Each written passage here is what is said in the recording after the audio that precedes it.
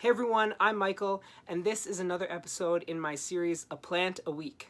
In this series, I talk about various houseplants. I highlight one for the whole video, talking about how to properly care for it, how to water it, how to propagate it, everything that you need to know to keep your plant healthy and happy.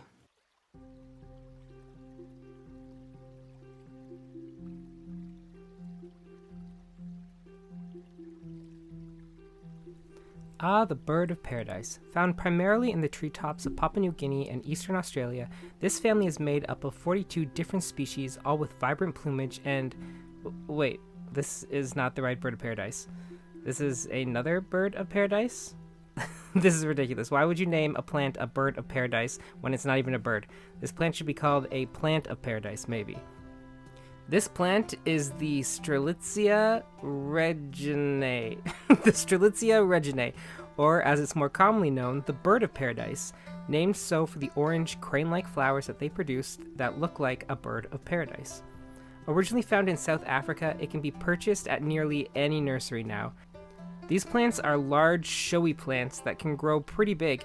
Indoors, it can grow to a height of about 5 feet with a wingspan, or I guess leaf span, of about 3 feet, but I have seen even larger ones indoors. I've seen some that get to be about 10 feet in height, and I really hope that ours get to be that size one day. I don't care if we don't have the room for it, we'll just have to move to a bigger place then. We have to accommodate the plants.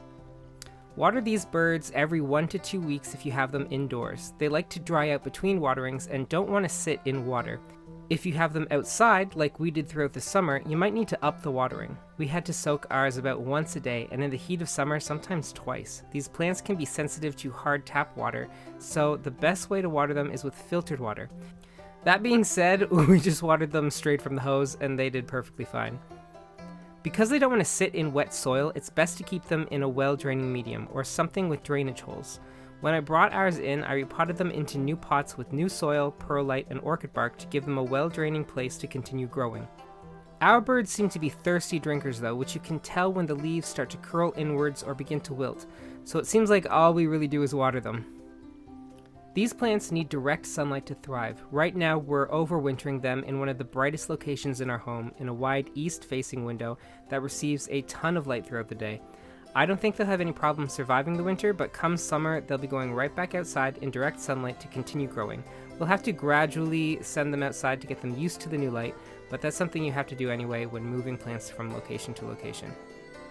As far as fertilizing goes, we didn't fertilize them at all this year.